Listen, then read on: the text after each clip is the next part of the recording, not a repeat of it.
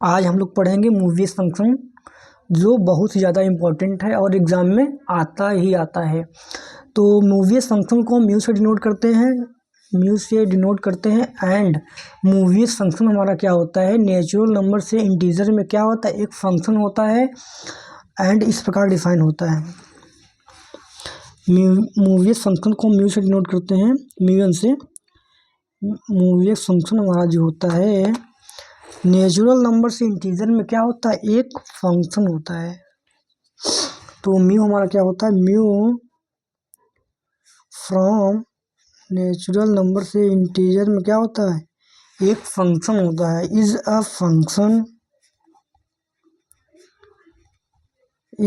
एक फंक्शन होता है and it is denoted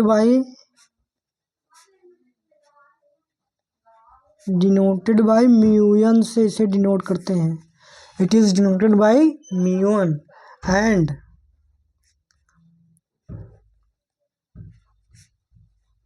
defined as and इस प्रकार डिफाइन है। तो मूवीज फंक्शन हमारा क्या होता है, नेचुरल नंबर से इंटीजर में क्या होता है, एक फंक्शन होता है एंड इसे हम म्यून से डिनोट करते हैं एंड इस प्रकार हमारा क्या होता है, डिफाइंड होता है। म्यून क्या होता है, 1 वैल्यू देगा if n equal to 1, 0 value देगा if n has a squared prime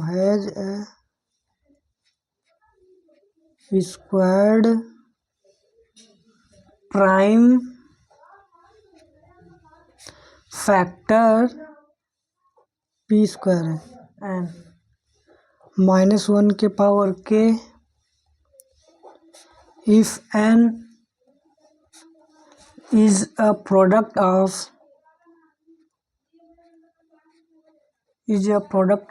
k distinct prime होना चाहिए, डिस्टिंक्ट प्राइम नंबर्स। अभी नहीं समझ में आएगा, जब मैं एक आपको एग्जांपल जब करवाऊंगा तब ये सब चीज़ें समझ में आएंगी। तो आप अभी देखिए, and where k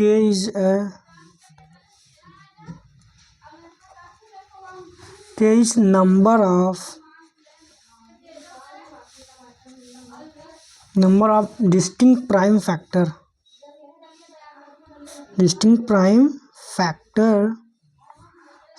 of n। बस ये हमारा क्या होता है, मूवीज फंक्शन होता है। तो मैं आपको एक बार फिर समझा देता हूँ। मूवीज फंक्शन क्या होता है, नेचुरल नंबर से इंटीजर में फंक्शन होता है एंड इसको हम म्यून से डिनोट करते हैं और ये हमारा इस प्रकार डिफाइन होता है। एग्जाम में लिखने के लिए आता है, जो कि बहुत ही ज़्यादा इम्पोर्टेंट है और एग्जाम में आता है कि डिफाइन करिए मूवीज फंक्शन। एंड इसके बाद एक और इम्पोर्टेंट क्वेश्चन आता है मूवीज इनवर्स फार्मूला, वो इससे भी ज़्यादा इम्पोर्टेंट है, उसको भी करवाएंगे। तो एग्जाम्पल देखते हैं। एग्जाम्पल बहुत ज़रूरी है, तभी ये समझ में आएगा क्या लिखा है। एग्जाम्पल म्यू1 की वैल्यू क्या होगी, 1 होगा। क्यों होगा, if n equal to 1 then क्या हो जाएगा, वैल्यू क्या दे देगा, म्यू1। अगर n की वैल्यू 1 हुआ इसमें रखेंगे तो वैल्यू हमारा क्या देगा, 1 देगा। अब देखिए 0 कब देगा, if n has a squared prime. मान लीजिए हम निकालते हैं म्यू12। तो सबसे पहले हम प्राइम फैक्टर के रूप में इसको बनाएंगे। तो हम 12 को प्राइम फैक्टर बनाते हैं। 2 × 6 12। देखिए 2 प्राइम है बट ये प्राइम नहीं है, दोनों फैक्टर मान लेते हैं इसको a1, इसको मान लेते हैं a2। a1 factor a1 and factor a2 दोनों क्या होना चाहिए, प्राइम होने चाहिए। बट यहाँ पर 2 तो प्राइम है बट 6 प्राइम नहीं है, तो 6 को भी तोड़ेंगे एंड प्राइम के रूप में बनाएंगे। 2 × इसको हम क्या लिख सकते हैं, 2 × 3। अब देखिए और देखिए बहुत ही मतलब कि इम्पोर्टेंट कॉन्सेप्ट यहाँ पर लग रहा है। देखिए पहला नंबर तो डिस्टिंक्ट प्राइम मतलब कि अलग अलग प्राइम होना चाहिए। प्राइम ये देखिए ये तो प्राइम है बट ये प्राइम नहीं है, तो ये मतलब कि ये पेयर नहीं लेंगे। हमारा क्या होना चाहिए, डिस्टिंक्ट प्राइम होना चाहिए।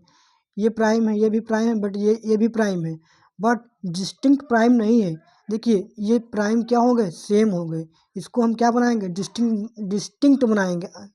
ये देखिए 2² × 3। अब देखिए मान लीजिए इसको A1 मान लेते हैं एंड इसको A2 मान लेते हैं। अब ये देखिए पहला प्राइम एंड दूसरा प्राइम, और दोनों प्राइम क्या है, डिस्टिंक्ट है, अलग अलग हैं। ठीक है, इस फैक्टर के रूप में आपको तोड़ना पड़ेगा। ठीक है, तो सबसे पहले इस फैक्टर के रूप में तोड़ेंगे, प्राइम फैक्टर के रूप में तोड़ेंगे, वो भी डिस्टिंक्ट प्राइम होना चाहिए, अलग अलग प्राइम होना चाहिए। ठीक है, इस तरह नहीं होना चाहिए एंड इस तरह नहीं होना चाहिए। ये वैलिड नहीं है, ये वैलिड नहीं है एंड ये वैलिड है। और देखिए दूसरा रूल क्या कहता है, ये देखिए प्राइम फैक्टर के रूप में हो गया, और ये क्या करता है, अगर स्क्वायर्ड प्राइम फैक्टर आ गया तो उसकी वैल्यू क्या हो जाएगा, 0 हो जाएगा। तो स्क्वायर्ड प्राइम फैक्टर के रूप में आ गया तो इसकी वैल्यू क्या हो जाएगा, 0 हो जाएगा। तो μ12 की वैल्यू क्या हो जाएगा, 0। μ12 की वैल्यू क्या हो जाएगा, 0। एंड इसी तरह हम समझते हैं μ25 को।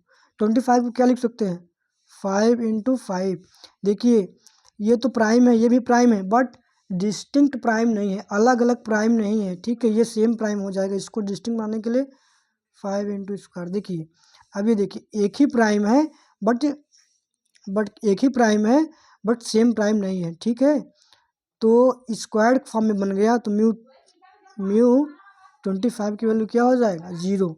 अगर स्क्वायर्ड फॉर्म में अगर बन जाएगा, जो हमारा प्राइम फैक्टर अगर स्क्वायर के फॉर्म में बन जाएगा तो उसकी वैल्यू क्या हो जाएगा, 0 हो जाएगा। एंड नेक्स्ट एग्जांपल देखते हैं, μ30 को हम क्या लिख सकते हैं, 2 मैं आपको पहले यहाँ लिख के बता देता हूँ, 2 × 15। ठीक है, देखिए 2 तो प्राइम है बट ये प्राइम नहीं, प्राइम फैक्टर होना चाहिए, ये भी प्राइम होना चाहिए। ठीक है, तो इसको क्या तोड़ेंगे, 3 × 5, इसको भी तोड़ दिए। अब देखिए ये भी प्राइम, ये भी प्राइम और ये भी प्राइम। ठीक है, ये नहीं वैलिड है, ये वैलिड है। ठीक है, क्योंकि ये प्राइम नंबर नहीं है, प्राइम फैक्टर के रूप में हम तोड़ेंगे। ठीक है, 2 × 3 × 5। अब देखिए तीसरा रूल क्या कहता है, -1 की पावर k, क्या k, -1 की पावर k। k क्या है, k is the number of distinct prime factor of n। n मान लीजिए, देखिए पहला प्राइम, दूसरा प्राइम एंड तीसरा प्राइम। प्राइम की संख्या कितनी है, 1 प्राइम, 2 प्राइम, 3 प्राइम। कितने प्राइम हो गए, 3। यही k की वैल्यू है, क्या है, यही k की वैल्यू है, 1 प्राइम, 2 प्राइम एंड 3 प्राइम। तो प्राइम की संख्या क्या हो गई, ऑड हो गई, k की वैल्यू क्या है, 3। तो μ30 -1 की पावर k है, तो k की वैल्यू क्या है, 3 रख देंगे इसमें। तो k की वैल्यू क्या है, -1 की पावर 3 एंड ये क्या दे देगा, -1। तो μ30 की वैल्यू क्या हो गई, -1। ठीक है, आई होप आपको समझ में आ रहा होगा, बहुत ही ज़्यादा इंपॉर्टेंट है और ये एग्ज़ाम में आता ही आता है, क्या, मूवियस फंक्शन, डिफाइन मूवियस फंक्शन। एंड हम नेक्स्ट एग्जांपल देखते हैं, जो कि बहुत ज़्यादा इंपॉर्टेंट है, μ7। अब देखिए μ7 को सबसे पहले हमें क्या करना पड़ता है, प्राइम फैक्टर के रूप में गिवन नंबर को तोड़ना रहता है। तो हम 7 को क्या लिख सकते हैं, 1 × 7। बट 7 तो प्राइम नंबर है बट 1 प्राइम नंबर नहीं है, तो इसलिए 7 को क्या लिखेंगे, केवल 7 लिखेंगे। ठीक है, 7 को केवल 1 × 7 के रूप में लिखा जा सकता है, बट 1 हमारा क्या है, प्राइम नंबर नहीं है। तो प्राइम नंबर नहीं है तो 7 क्या लिखेंगे, 7 लिखेंगे। एंड ये कौन, प्राइम की संख्या क्या है, वो यहाँ पर 1 है। कितने प्राइम है यहाँ पर, 1 प्राइम है, तो k की वैल्यू क्या हो जाएगा, k की वैल्यू 1। एंड किस में रखेंगे, μ7। क्या होता है, देखिए अगर n की वैल्यू 1 रहेगा तो 1 दे देगा, अगर n की वैल्यू स्क्वायर फॉर्म में रहेगा तो 0 आ जाएगा। जब जब देखिए ना तो हमारा n की वैल्यू ना तो 1 है ना तो स्क्वायर के फॉर्म में है, तब कौन सा रूल लग जाएगा, ये वाला रूल लग जाएगा। तो यहाँ पर μ7 की वैल्यू क्या हो जाएगी, -1 की पावर 1। तो μ7 की वैल्यू क्या हो जाएगी, -1। क्या हो जाएगा, -1 हो जाएगा। इसी तरह μ2 की वैल्यू, μ2 को हम क्या लिख सकते हैं, 1 × 2 प्राइम फैक्टर के रूप में। बट ये प्राइम नंबर नहीं है, ये प्राइम है बट ये प्राइम नहीं है, इसलिए μ2 को प्राइम फैक्टर के रूप में नहीं लिखा जा सकता। तो कितने प्राइम है यहाँ पर, प्राइम नंबर की संख्या कितनी है, 1 है। तो k की वैल्यू क्या हो गई, 1 हो गई। ठीक, तो μ2 की वैल्यू k की पावर 1, तो μ2 की वैल्यू क्या हो गई, -1। इसी तरह क्या होगा, इसी तरह हमारा μ3 की वैल्यू क्या हो जाएगा, -1। अब देखिए μ4 बहुत ही अच्छा चीज़ आ गया। μ4 को हम क्या लिख सकते हैं, 2 × 2, ये भी प्राइम बट क्या है, स्क्वायर फॉर्म में आ जाएगा। 2 × 2 इसको हम क्या लिखेंगे, देखिए ये सेम प्राइम हो जा रहा है ना, ये भी प्राइम बट सेम प्राइम हो जा रहा है। जो प्राइम हमारा होना चाहिए वो क्या होना चाहिए, डिस्टिंक्ट प्राइम। ठीक है, ये बहुत ही इंपॉर्टेंट चीज़ लिखा गया है, डिस्टिंक्ट प्राइम, अलग अलग प्राइम होना चाहिए। देखिए प्राइम ये भी है, प्राइम ये भी है, बट अलग अलग है नहीं है, सेम है, इसलिए इसको क्या लिखेंगे, 2 स्क्वायर के फॉर्म में बन जाएगा। इसलिए μ4 की वैल्यू क्या हो जाएगा, 0। अगर पावर, इफ़, मैं बहुत इंपॉर्टेंट चीज़ लिख रहा हूँ, if power is greater than or equal to 2, then क्या हो जाएगा, आंसर हमारा क्या हो जाएगा, आंसर हमारा 0 हो जाएगा। अगर पावर 2 के बराबर या 2 से ज़्यादा हुआ तो पावर, तो आंसर क्या हो जाएगा, 0 हो जाएगा। और मैं आपको एग्जांपल देता हूँ, ठीक, एग्जांपल यहाँ मैं दे देता हूँ।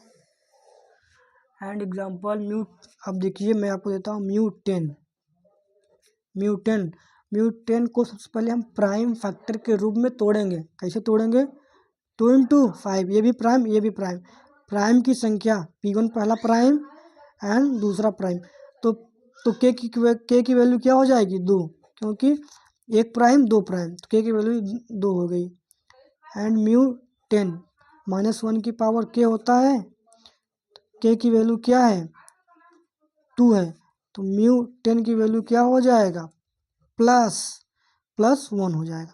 और ये बहुत ही ज़्यादा इंपॉर्टेंट है, ये बच्चे निकाल नहीं पाते हैं, पूछ लीजिएगा μ7 की वैल्यू, μ9 की वैल्यू, ये सब जल्दी बता नहीं पाते हैं, ये बहुत ही ज़्यादा इंपॉर्टेंट है, एग्ज़ाम में आता है। तो आई होप आपको समझ में आया होगा μ1 μ2 μ3 ... ये सब कैसे निकालते हैं। तो और आपको एग्ज़ाम में ये लिख के आना होगा। एंड ये आपका आता है 5 मार्क्स का, और जो कि बहुत ही ज़्यादा इम्पोर्टेंट है। आई होप आपको समझ में आया होगा। एंड मैं आपको कुछ होमवर्क देता हूँ। HW आप हमें बताइएगा μ 35 की वैल्यू बताइए, एंड μ 50 की वैल्यू बताइए, μ 100 की वैल्यू बताइए, μ 60 की वैल्यू बताइए। इन सब की वैल्यू आपको बताना है। ठीक, अगर आपको समझ में आया होगा ना तो ये सब वैल्यू आप बता लेंगे। ठीक है, ठीक, आई होप आपको समझ में आया होगा। Thank you.